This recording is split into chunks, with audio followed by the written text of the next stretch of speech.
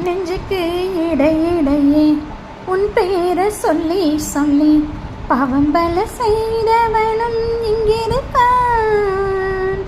உன்னையே ஏத்துக்கிட்டு மாலையும் போட்டுக்கிட்டு தப்பு பல செய்தவனும் இங்கிருக்கான். இங்கு நல்லதது கெட்டதது யாரு சொல்லுறது முருகா? ஞானம் உள்ளவன தள்ளி வைக்கும் உலகம் தானே இது முருகா.